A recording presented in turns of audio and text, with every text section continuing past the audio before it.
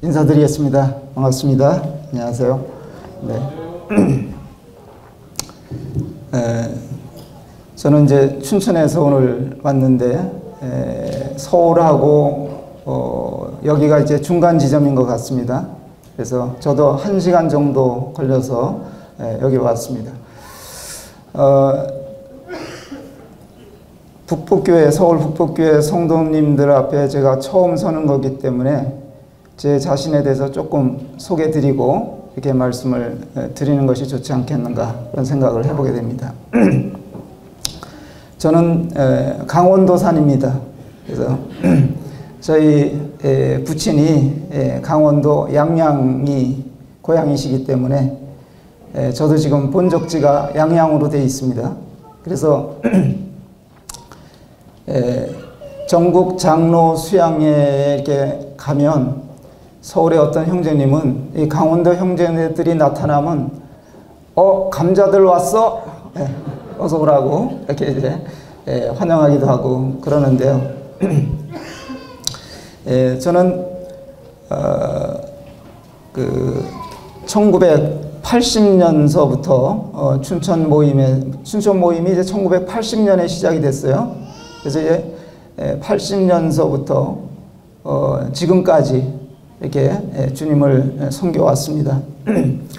그리고 이제 2021년에 전임 사역을 이렇게 내려놓고 지금은 이제 리타이어하고 바퀴를 갈아 끼고 이제 자유롭게 살고 있습니다. 그래서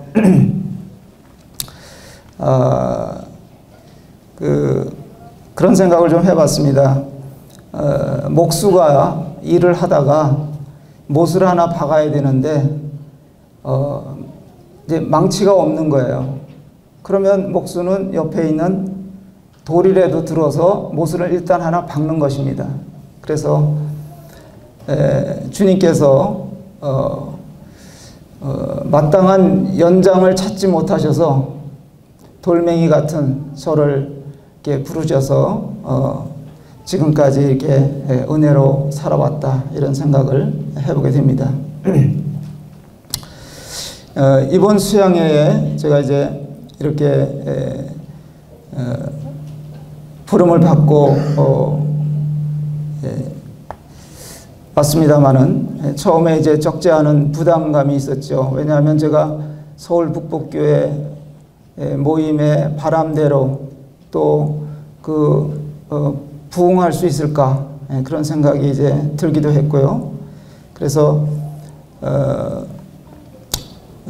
어쩌면 여기 장로님들께서 큰 모험을 하신 것이 아닌가 이런 생각을 하게 됩니다만은 이제 어쩔 수가 없어요. 이제 그래서 이참에 강원도 토속 음식이나 막국수나 한 그릇 드신다고 생각하시고 말씀을 들어주시면 고맙겠습니다. 그래서 이번 첫 시간에는 이번에 이제 성령 안에 사는 삶이라는 주제를 정하셨잖아요.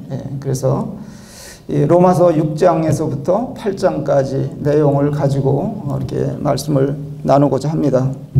그래서 로마서 6장을 한번 일단 열어주시죠.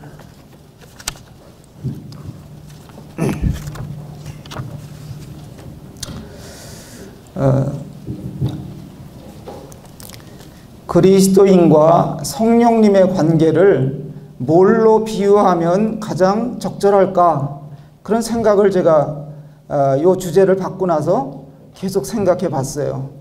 그런데 야구 경기에서 여기 어떤 어르신들은 야구 경기 룰을 잘 모르실 수도 있습니다만은 그러나 야구 경기라는 것이 있는데 이 야구 경기에서 공을 던지는 사람을 투수라 그리고 공을 받아주는 선수를 포수라 그럽니다. 그래서 이 두 선수의 관계를 배터리라 이렇게도 불러요. 그래서 야구는 9명이 선발돼서 9명 이렇게 해서 경기를 하는 건데 이 9명 중에서 가장 중요한 포지션이 투수입니다. 공을 던지는 투수예요. 그러면 공을 던지는 투수가 자기 마음대로 공을 던지는 것 같지만 사실은 그렇지가 않아요. 이 공을 받아주는 포수가 요구하는 바대로 공을 잘 던져야만이 그 경기를 지배할 수 있는 것이죠. 그래서 이 배터리의 관계, 그러니까 투수와 포수와의 관계를 협업 관계다. 그렇게 같이 협력하는 관계다. 그래야 경기를 잘 치를 수가 있다는 것입니다. 그래서 투수는 공을 포수가 원하는 대로 잘 던지면 되는 거예요. 그럼 이 포수는 상대방 타자들의 그 장단점을 다 파악하고 있기 때문에 리드를 잘 해주는 거예요. 투수가 어느 쪽에다 공을 던져야 할지를 포수가 사인을 줘서 공을 던지게 하는 겁니다. 그래서 우리가 주님을 섬기고 삽니다마는 이 그리스도인과 성령님의 관계를 우리는 이렇게 협업 관계다. 포수와 투수처럼 그런 생각을 좀 해봤습니다. 그래서 우리 그리스도인들의 삶은 매우 쉬우면서도 때로는 딜레마에 빠질 수도 있죠. 주님은 마태복음 11장에서 내 멍에는 쉽고 내 짐은 가볍다, 그런 말씀을 하셨는데요. 만약 우리가 성령 안에 사는 법을 잘 습득할 수만 있다면 삶은 어렵지 않다, 그렇게 생각하셔도 좋을 것 같습니다. 그래서 성령님은 보혜사로서 오신 분이잖아요. 그러니까 보혜사라는 것은 돕는 자다. 그 성령님은 돕는 것에 전문이시거든요. 그런데 우리가 만약에 어떤 일을 위해서 도우미를 불러놓고는 도우미는 가만 세워놓고 내가 무엇을 다 하려고 그러면은 맞겠느냐, 이런 얘기죠. 그래서 이런 관계를 좀 말씀을 드리고요. 이 로마서의 그 배경과 또 내용을 약간 말씀을 드리면, 바울이 로마서를 쓰게 된 이 배경은 아마도 로마에 가본 적은 없지만 가고 싶었을 것이고, 또 로마 교회에 대한 소식을 들었을 것이고, 그래서 그들에게 필요한 이 복음을 재조명하는 차원에서 이것을 기록한 것 같습니다. 그래서 첫 번째로 1장과 3장의 내용을 요약하면 구주가 절대적으로 필요한 인간의 입장을 다뤘습니다. 다시 말해서 예수 그리스도가 모든 사람들에게 꼭 필요한 분이다 하는 것을 다뤘습니다. 두 번째로는 4장과 5장에서는 구원자가 누구시며 무엇을 하셨는가에 대해서 아주 자세히 언급을 해놨잖아요. 그러면서 이제 세 번째로 이 6장과 8장의 내용은 구원받은 자의 삶 중에 일어나는 기가 막힌 아이러니에 대해서 적나라하게 파헤치면서 그 결론에 있어서 승리의 삶은 성령님과 협업관계에 있는 것이다, 그렇게 말하는 듯 했어요. 제가 이제 묵상하면서 생각한 것은 아마도 여러분들은 로마서에 대한 내용을 익히 잘 알고 계실 거고, 또 성령님에 대해서도 많은 말씀들을 또 들으신 바가 있으실 겁니다. 그런데 강원도 감자가 와가지고 다시 로마서를 얘기하고 성령님을 이야기한다 하니까 좀 싱겁다, 이렇게 생각하실 수도 있겠습니다만은, 그러나 어쩔 수가 없어요. 이건 제가 원한 주제도 아니고, 저도 이런 주제에 대해서는 굉장히 어렵게 생각하는, 또 이런 로마서의 내용을 자세히 다룬다는 것은 굉장히 어렵게 생각하는 이런 편이기 때문에 그렇습니다. 그러나 이제 오늘 첫 시간으로 로마서 6장을 좀 나눠보게 되는데요. 제목을 종의 삶에 대해서 이렇게 정해봤습니다. 종의 삶에 대해서 좀 살펴보고자 하는 것이죠. 그래서 6장은 사람은 누구나 다 종으로 산다는 거예요. 왕처럼 군림하면서 사는 사람도 실은 종의 삶을 사는 거예요. 예, 돈의 지배를 받으면서 돈의 종이 돼서 살든지, 예, 아니면 또 권력이나 쾌락의 종이 돼서 살든지, 예, 어떤 사람은 사람의 종이 돼서 살아요. 예, 그래서 험한 것들에 의해서 종살이를 하는 인생인데, 이것을 성경은 죄의 종이라고 이렇게 정의를 하는 것입니다. 그래서 이 6장에서는 복음을 들은 자들이 과거에는 죄의 종으로 살다가 하나님의 종이 되었다. 예수 그리스도의 종으로서 그 삶이 바뀌었다 하는 것을 말씀하고 있는 것입니다.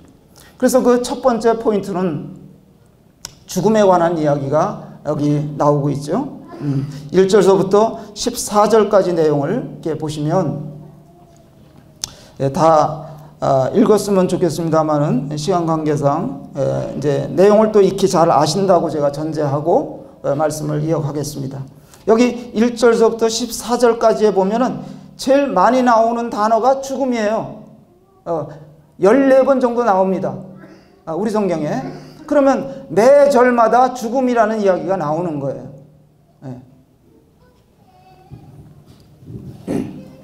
이 6장은 그래서 과거 이스라엘 백성이 애굽에서 종살이하다가 구원받은 이야기와 같은 것이다. 그것을 연상케 한다. 이런 생각을 할 수 있습니다. 애굽을 나오기 전에 그들이 하나님께서 말씀하신 대로 죽음의 사자가 돌아다니는 밤에 양을 잡아서 그 피를 문 인방과 설주에 바르고 나서 그들이 죽음을 면하게 됐고 해방이 되어서 탈출하게 되는 것이죠. 바로왕 밑에서 죽음을 맛보며 살다가 이제 극적으로 홍해를 건너면서 그들이 구원을 받았습니다. 그래서 인생은 생과 사가 함께 있는 것이 인생이다. 그런 말씀을 드리겠습니다.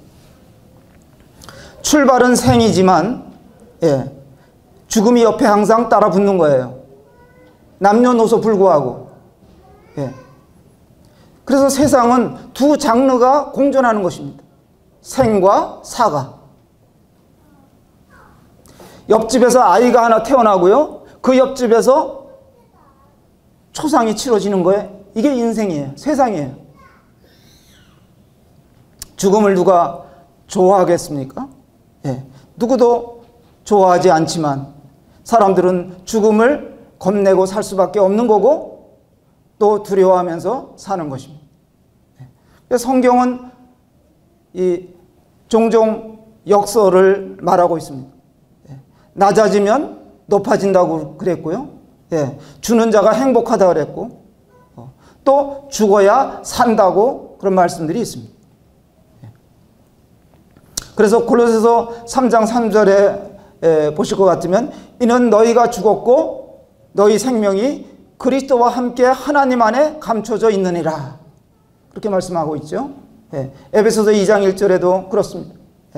그는 허물과 죄로 죽었던 너희를 살리셨도다. 뭐 죽었다 그리고 죽어야 한다고 말씀하고 있고, 또 어떤 부분에 있어서는 누구는 날마다 죽노라. 어떤 말이 맞는 걸까요? 죽었다는 말과 또 매일 죽어야 한다는 말은 그 의미가 다른 것이겠죠. 그래서 6장 1절과 2절을 한번 보겠습니다. 그런즉 우리가 무슨 말을 하려? 은혜를 더하게 하려고 죄에 거하겠느냐? 그럴 수 없느니라. 죄에 대하여 죽은 우리가 어찌 그 가운데 더 살리오? 첫 번째로 죄의 권리가 말소됐다. 이렇게 정해봤습니다. 죽음은 최종의 마침표다. 그래서 어떤 사람들은 죽으면 끝난다고 생각하기 때문에, 모든 것이 맞춰진다고 생각하기 때문에 자살하는 사람들도 있는 거예요. 죽으면 어떤 행위도 할 수 없게 되는 거잖아요. 예. 그리고 어떤 가해나 자극을 주어도 죽은 사람은 반응할 수가 없는 거잖아요. 그래서 갈라디아서 6장 14절인가요? 거기에 보면은 사도 바울이 뭐라고 했냐면 그리스도로 말미암아 세상이 나를 대하여 십자가에 못 박히고 내가 또한 세상에 대하여 그러하니라. 서로 관계가 끊어졌다. 그게 죽음이다. 그렇게 설명을 하는 것이죠. 서로의 관계가 말소되어서 더 이상 대응을 할 수 없고 어떤 반응을 할 수 없게 되는 것을 죽음이라고 설명할 수 있다면, 그래서 죽으면 무슨 채무 관계도 끝나는 거고 공소권도 없어지는 거고 대인 관계도 더 이상 이어갈 수가 없게 되는 것이죠. 모든 얽매인 것에서 풀려나는 것입니다.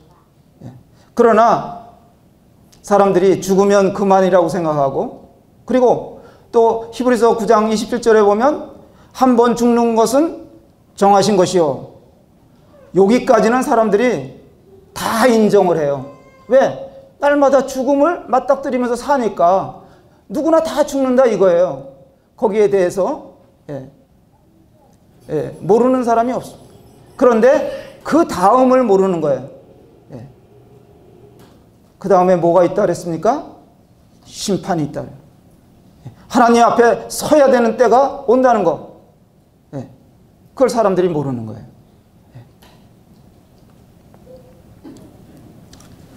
내가 그리스도 안에 들어오면서 여기서 죽었다는 것은 이전에 나는 아담에게 속해 있던 나는 끝났다는 거예요. 그리고 새로운 삶이 시작이 됐다. 그래서 주님의 십자가의 죽음이 내게 적용이 되어서 그 4절 말씀에 보면은 한번 볼까요? 4절에 그러므로 우리가 그의 죽으심과 합하여 세례를 받음으로 그와 함께 장사되었나니 이는 아버지의 영광으로 말미암아 그리스도를 죽은 자 가운데서 살리심과 같이 우리로 또한 새 생명 가운데서 행하게 하려 함이라. 어떤 부부가 계셨는데요. 서로 좋아하지 않게 됐나 봐요. 나이가 많이 드시다 보니까. 그래서 이제 이 영감 죽지도 않나. 그리고 할머니가 살았다는 거예요. 근데 어느 날 이 할아버지가 심정지가 온 거예요. 병원에 실려갔죠. 의사가 이렇게 보니까 이미 죽은 거예요. 그래서 사망 진단을 내렸어요. 그래서 가운을 덮어가지고 영안실로 보내는 거예요. 근데 할머니가 심상체로 이제 영안실로 가는데 따라가다가 붙잡고 따라가는데 할아버지가 할머니 손을 쑥 잡는 거예요. 그러니까 할머니가 뭐라 그랬냐면 이건 놔요. 의사가 죽었대잖아요. 이런 우스갯소리가 있어요. 들어보셨을 거예요. 의사의 사망 선고는 혹 실수일 수 있지만 우리들을 위해서 죄값을 다 치러준, 그래서 죄가 더 이상 권리를 행사할 수 없게 했다. 이게 그리스도인들에게 주어진 특권인 겁니다. 그래서 첫 번째로 죄의 권리가 말소되었다. 두 번째로 죽음으로 새로운 관계가 맺어졌다 하는 내용이 3절로 5절 말씀에 있는 것입니다. 3절에 보시면 무릇 그리스도 예수와 합하여 세례를 받은 우리는 그의 죽으심과 합하여 세례를 받은 줄을 알지 못하느냐. 5절 만일 우리가 그의 죽으심과 같은 모양으로 연합한 자가 되었으면 또한 그의 부활과 같은 모양으로 연합한 자도 되리라. 그리스도의 죽음으로 새로운 관계가 형성이 됐다는 것입니다. 우리 인생에 있어서 가장 놀라운 반전이라는 것은 예수 그리스도를 만난 거예요. 저는 사실 50몇 년 전에 주님을 만났거든요. 중학교 때 만났어요. 예수님 믿었어요. 그 이후로 제 삶이 정말 놀랍게 바뀌었다는 것을 늘 생각하면서 살아온 것입니다.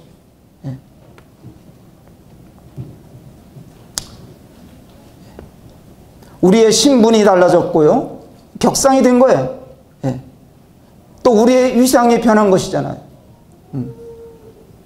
평민인 여인이 왕자와 결혼하게 됐다는 것, 그 이상이지요. 우리의 변화는. 우주 만물의 주인이신 아버지 하나님을 만난 것이고, 옛사람은 이제 지워지고 새 신분과 함께 죄에 더 이상 끌려다니지 않게 되었다. 6절 말씀 보겠습니다. 우리가 알거니와 우리의 옛사람이 예수와 함께 십자가에 못 박힌 것은 죄의 몸이 죽어 다시는 우리가 죄에게 종노릇하지 아니하려 함이니.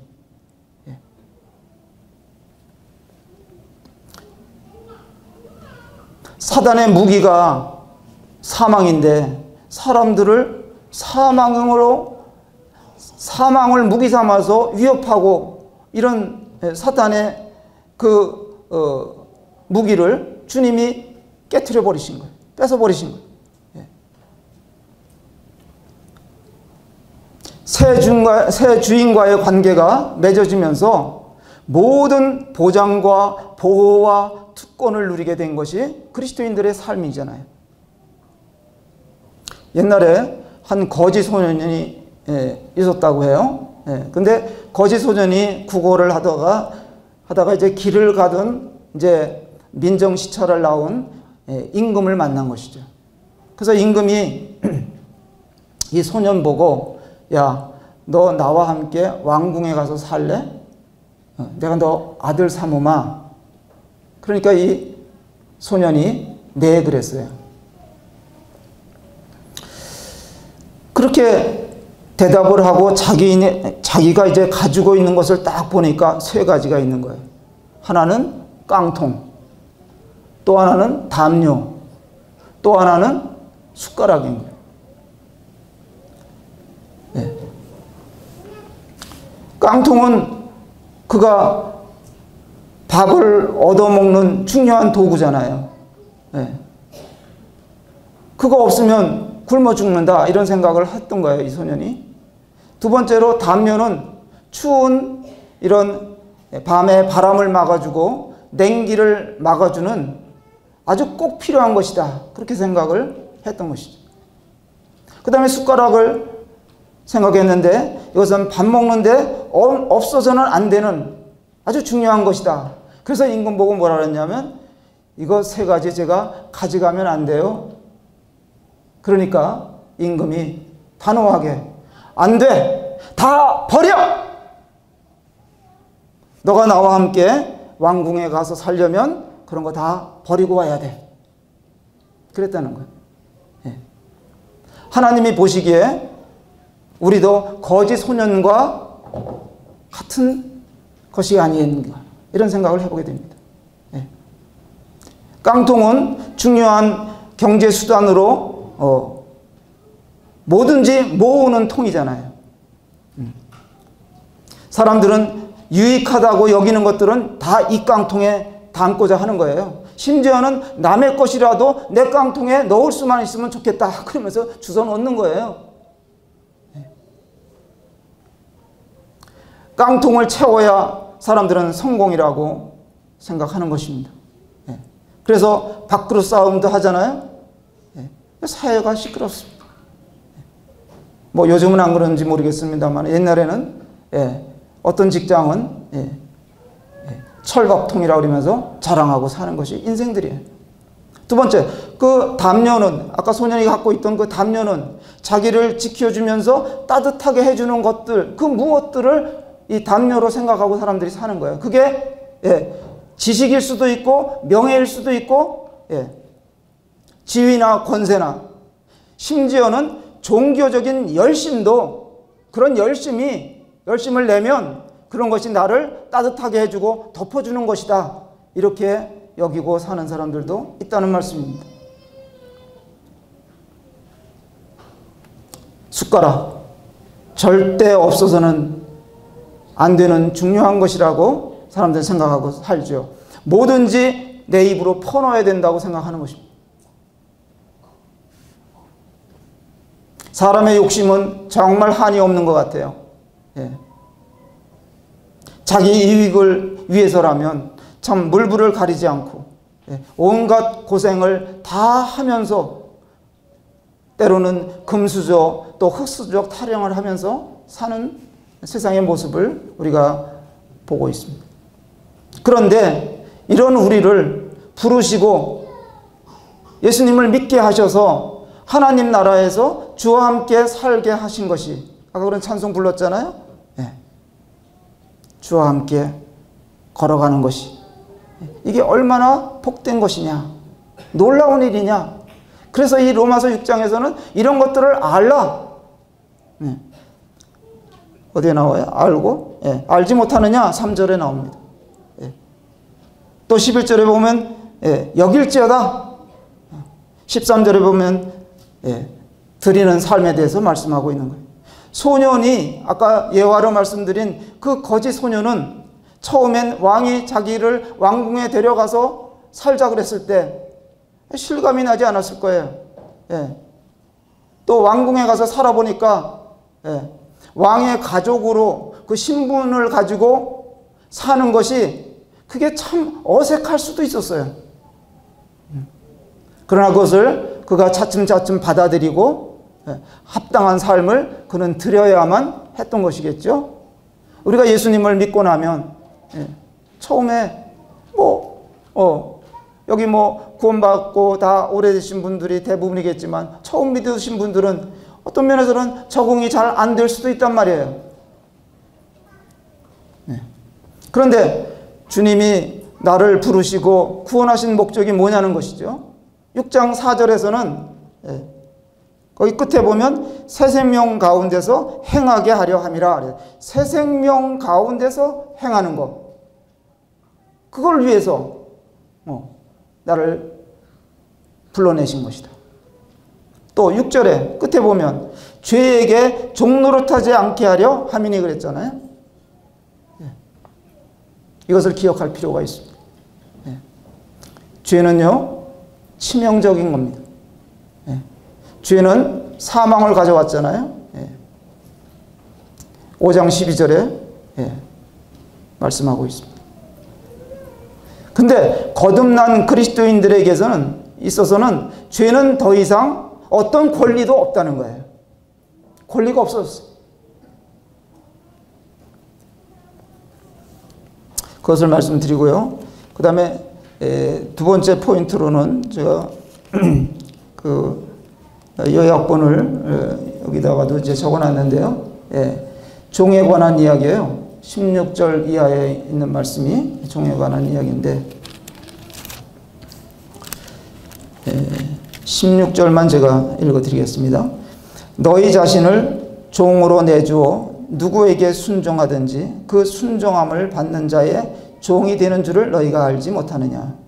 혹은 죄의 종으로 사망에 이르고 혹은 순종의 종으로 의에 이르느니라. 세상 가장 편안하게 살 수 있는 자가 누군지 아십니까?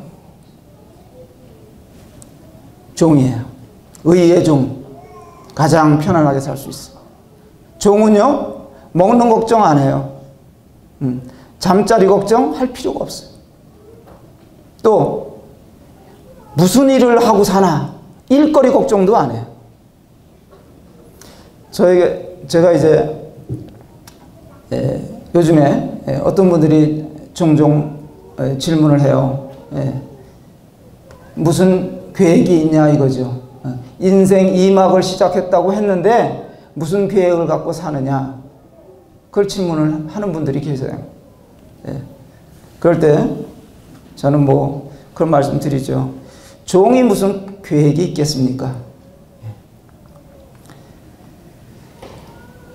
주인이 일거리 주시면은 하는 거고, 전도도 하고, 요즘에 그냥 뭐 또 여기저기서 복음 전해달라, 복음 개인 전도 해달라는 이런 요청들이 있어요. 그래서 이제 복음도 전하러 다니고, 예. 또 이렇게 수양에 와서 말씀 전해달라 그러면 또 오는 거죠. 예? 맨 처음에는 살짝 윤영재님한테 버팅겨 봤어요. 예. 다른 분 찾아보시라고. 예. 그냥 뭐, 예. 종이 내 마음대로 할 수 있는 것도 아니잖아요. 예. 그래서 무익한 종이다. 저는 늘 그렇게 하고 생각하고 살았습니다. 뭐 실제로 그래요. 예. 제가 제 자신을 잘 알기 때문에. 그래서 이제 일거리가 없으면 저는 그냥 놉니다. 예. 일거리 없어요. 주님이 일거리 안 주시면 노는 거예요. 예. 아주, 예. 뭐 복잡할 게 없어요. 그런데 여기 성경에 나오는 종, 이것은 어떤 분들이 말씀하시기를 노예라고 번역이 됐으면 더 좋을 뻔했다 그러시는 거예요. 예. 이 둘로스라는 단어가 사용이 됐잖아요. 예. 이거는 노예를 의미하는 거예요. 예. 노예는 자기 권리가 없는 거예요. 주인의 소유물에 불과한 거예요. 그래서 주인이 마음대로 다루고 처분할 수도 있고, 자기 권리가 없는 것이 종이죠. 그래서 종은 누구의 종이냐에 따라서, 예, 그의 삶이 판이하게 달라질 수가 있는 것입니다. 종의 삶은 절대적으로, 예, 그 주인에 의해서 결정되는 것이기 때문에 그렇습니다. 그가 그 주인이 선한 주인이냐 악한 주인이냐 따라서, 예, 종의 삶은 결정이 되는 것입니다. 예. 어떤 종은 저 시골 농촌에 가서 농사 짓는 일을 하는 종이 있어요. 그러나 어떤 종은 이 도시에서 장사하는 주인을 만나가지고 장사하면서 그 뒤에서 돕는 종이 있어요. 심지어는 그 주인이 그 당시에 의사라면, 의원이라면 그 병원에서 사무장 일도 하는 거고, 예. 이거 다른 거예요. 주인이 어떤 주인이냐. 심지어는 주인이 법원에서 근무하는 사람이라면 행정 일을 하는 종일 수도 있어요. 또 어떤 종은 그 집 주인의 자녀 교육을 담당하는 종일 수도 있고요. 집안일을 전체 관리하는 집사일을 하는 종도 있다는 것입니다. 있었다는 거예요. 예. 그래서 어떤 종은 상류 사회에서 아주 이런 대우를 받아가면서 인생을 살아가는 그런 종도 있었다. 그건 제가 책에서 읽어봤습니다. 주인이 덕망이 있고 인격적이면 그 종들이 얼마나 유복하겠어요. 성경에서 초기에 그리스도인들은 자신을 주님의 종으로 인식하면서 살았습니다. 그래서 사도 바울도 로마서 1장 1절에 예수 그리스도의 종된 자신을 소개하고 있는 거예요. 우리도 이처럼 좋으신 우리 주님을 섬기는 종의 삶을 살면 어떤 불만도 없고 걱정도 없습니다. 예. 이것이 비결이라면 비결이에요. 예. 그 다음에 종의 이야기를 드리면서 첫 번째로는 이제 16절에 아까 읽어드렸습니다마는 죄의 종으로서 이제 파멸의 삶을 살았던 이 전력에 대해서 말씀하고 있거든요. 17절에 보면 하나님께 감사하리로다 너희가 본래 죄의 종이더니, 본래 죄의 종이었다는 것이잖아요. 너희에게 전하여 준 바 교훈의 본을 마음으로 순종하여 18절에 죄로부터 해방되어 의에게 종이 되었느니라. 예. 죄는 말이죠, 깡패예요. 예. 죄는 폭력배입니다. 무자비해요. 위협하고 공갈하고 거역하면 가차없이 린치를 가하는 것이 죄입니다. 죄는 막강한 힘으로 지금 세상을 휘어잡고 있는 거예요. 점령군처럼 장악하고 있습니다. 근데 이 죄가 우리의 몸에 들어와서 우리 몸을 지배하려고 한다면 하기도 하는데 그건 굉장히 두려운 일이고 참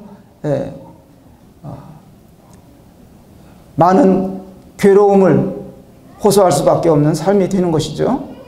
어떤 여자가요, 이 조폭을 만났는데 맨 처음엔 조폭인지 몰랐겠죠. 근데 그 남자를 사귀고 보니까 이 남자가 너무 멋져 보였다는 거예요. 그래서 결혼을 했어요. 근데 결혼해서 살다 보니까 그 본성이 나오는 거예요. 죄는 그 본성이 무자비한 거예요. 히브리서 11장 25절에 볼 것 같으면 모세에 대한 이야기가 나오거든요. 모세는 그 하나님의 백성과 고난받기를 잠시 죄악의 낙을 누리는 것보다 더 좋아했다 하는 말씀이 나와요. 그러니까 죄악의 낙을 누리는 것보다, 죄악도 즐거움이 있는 거예요. 그래서 사람들이 죄 짓는 것이지, 재미없으면 누가 죄 짓겠어요? 그렇지 않습니까? 예. 죄에 낙이 있다고 그랬어요. 그런데 죄를 지으면 결과적으로 죄의식에 눌려서 그리스도인들은 괴로운 거예요. 죄가 자꾸 송사를 해대고 번뇌가 생기고 이건 정말 어려운 일입니다. 그래서 믿는 자가 죄의 유혹이 올 때 거절해야 하는 이유인 것입니다. 죄에 빠지게 되면 그때부터 죄의 종으로 끌려다니기 십상인 것입니다. 누군가를 우리가 미워하게 되면 그 사람의 종이 되는 거예요. 시도 때도 없이 생각이 나는 거예요. 마음이 불편해지고 매이게 되는 것입니다. 그런데 이렇게 죄의 종으로 파멸의 삶을 살 수도 있지만 또 순종의 종으로 정말 자유로운 삶을, 자유의 삶을 살 수도 있다. 19절 말씀 보겠습니다. 너희 육신이 연약함으로 내가 사람의 예대로 말하노니 전에 너희가 너희 지체를 부정과 불법에 내주어 불법에 이른 것 같이 이제는 너희 지체를 의에게 종으로 내주어 거룩함에 이르라. 이런 권면을 하고 있습니다. 그리스도인은 자발적인 이런 종이 된 것이죠.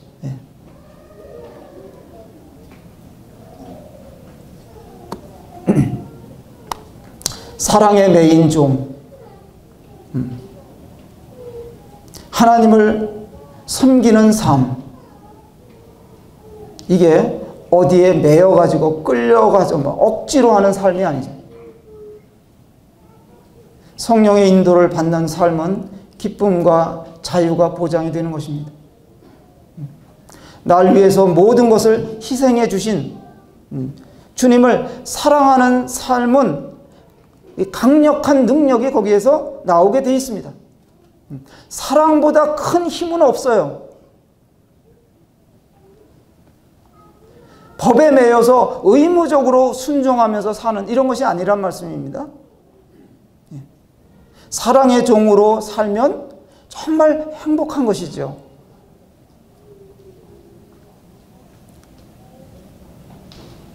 사랑하면 쉽습니다.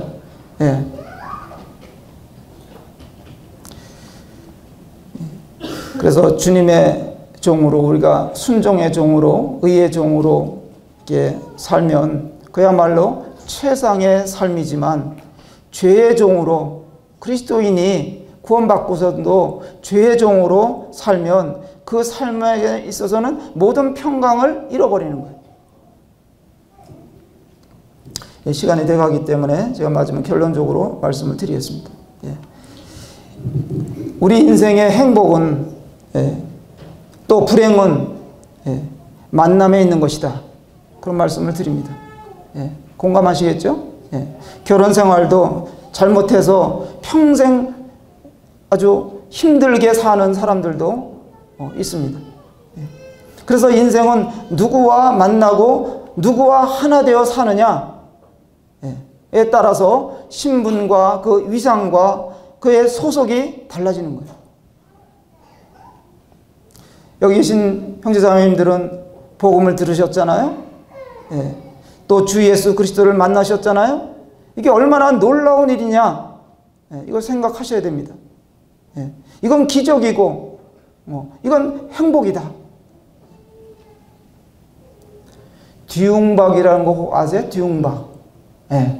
옛날에는 이제 이 둥그런 박을 키웠잖아요. 그죠? 집에서 박을 키워가지고 그것을 이제 잘라가지고 판에서 이제 쪄가지고 이제 판에서 말려서 바가지로 쓰고, 또 그렇게만 쓰는, 바가지로만 쓰는 것이 아니라 그 꼬다리 있는데 구멍을 이렇게 내가지고요, 그 속을 다 파내요.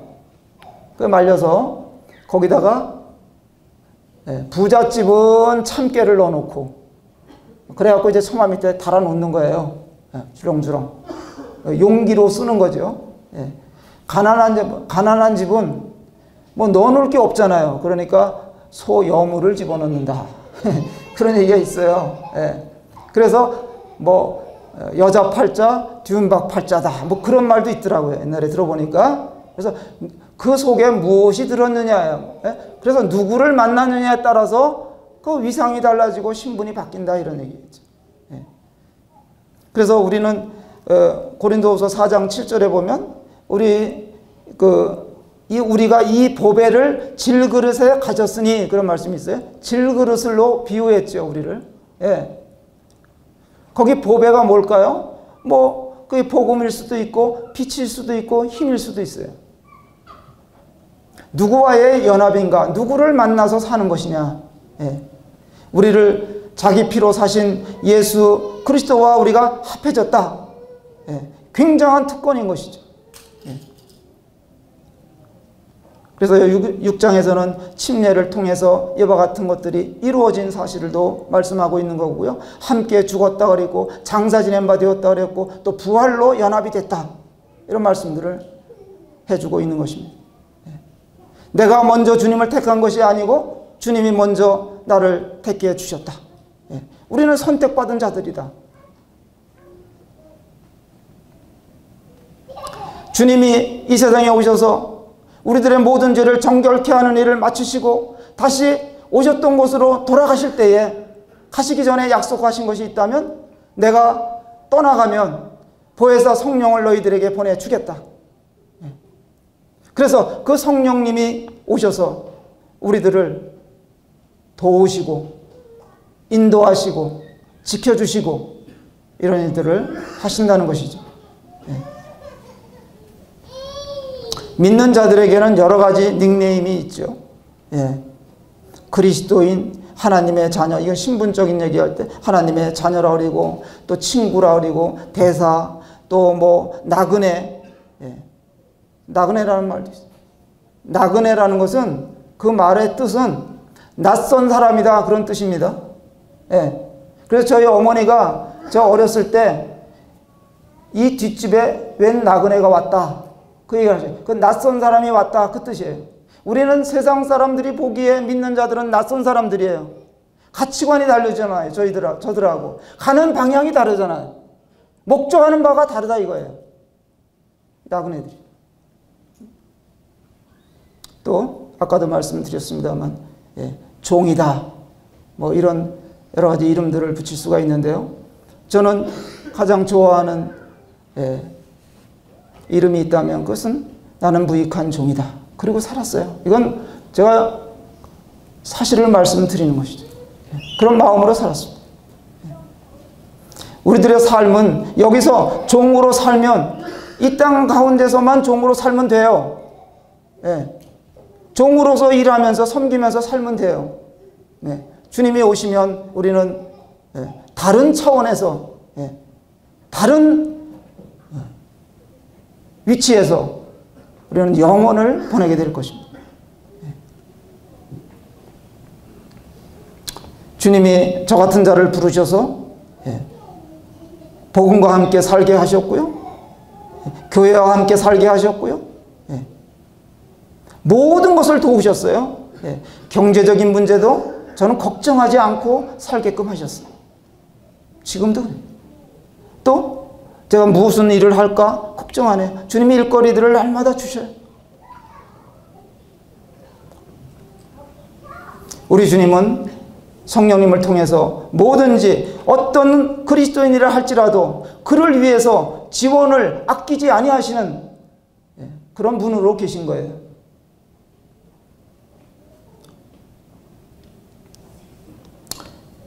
종이 주인 노릇하려고 그러니까 불편한 거예요.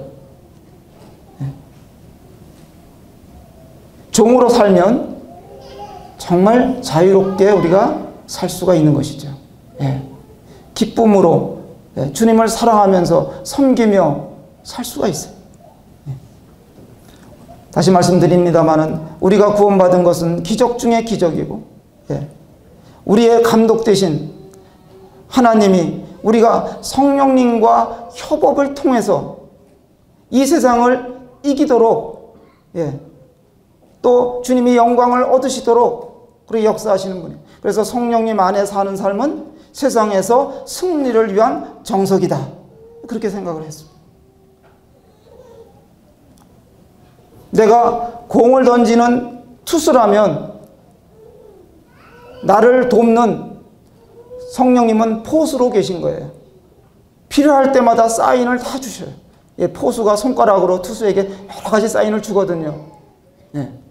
그리고 감독자로서 우리 주님이 계신 것이죠. 우리는 정말 놀라운 삶을 사는 자들이에요. 걱정할 게 없어요. 세상을 지배할지언정 세상에 질 이유가 없는 자들입니다. 오늘은 첫날이기 때문에 여기까지만 말씀드리겠습니다. 제가 잠깐 기도하고 마치겠습니다. 아버지 하나님, 서울 북부 모임에 이번 수양회를 허락해 주신 것에 감사를 드립니다. 참으로 이렇게 무익한 종을 성도들 앞에 세우셔서 하나님 말씀을 대언하게 해 주신 것에 대해서 감사를 드리옵고, 다만 성령님께서 여러 성도들의 형편들을 헤아리시고 도우시게 되기를 간절히 원하옵나이다. 시간을 허락해 주신 것을 다시 한번 감사드리오며 이 모든 말씀 주 예수님의 이름으로 감사하며 기도합나이다. 아멘.